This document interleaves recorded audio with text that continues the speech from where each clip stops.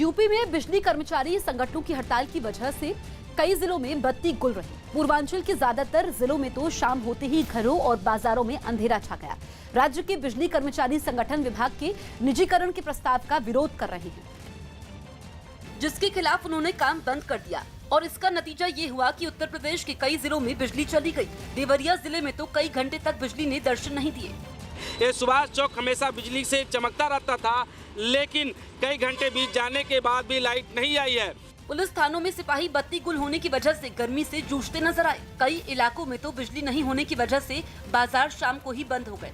देवरिया के अलावा पूर्वांचल के कई जिलों में बिजली कर्मचारी संगठनों की हड़ताल की वजह से बत्ती गुल रही।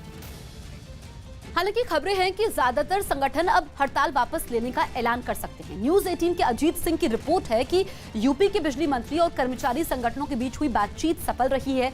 बताया गया कि बैठक में बिजली मंत्री ने निजीकरण की बजाय सुधार प्रस्ताव पर काम करने की बात कही है, जिसके बाद ऐसी खबरें हैं कि पूर्वांचल बिजली निगम पर मंडरा रहा निजीकरण का संकट टल सकता है।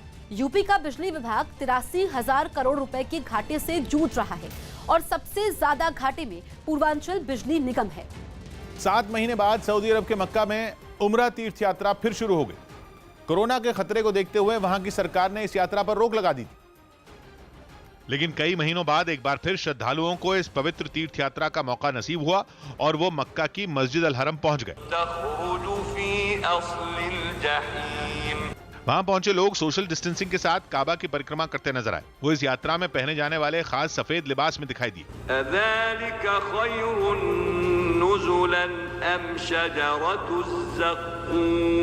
कुछ लोग काबा के सामने बैठकर नमाज पढ़ते नजर आए तो कई श्रद्धालु खड़े होकर खुदा से अपने गुनाहों की माफी मांगते दिखे। कोरोना की वजह से इस साल की यात्रा को 3 चरणों में बांटा गया है और पहले चरण में सिर्फ 6,000 स्थानीय लोगों को उम्रा की इजाजत दी गई। उम्रा एक तीर्थ यात्रा है जिसमें लाखों मुस्लिम श्रद्धालु शामिल होते हैं और वो मक्का के काबा पहुंचकर इबादत करते हैं। सुशांत सिंह राजपूत की मौत के मामले में एम्स के डॉक्टरों की टीम ने सीबीआई को अपनी रिपोर्ट सौंप दी। सीबीआई से जुड़े सूत्रों के मुताबिक एम्स की रिपोर्ट में इस बात का जिक्र है कि न तो सुशांत के विसरा में जहर मिला और न ही उनकी मौत गला घोटने से हुई।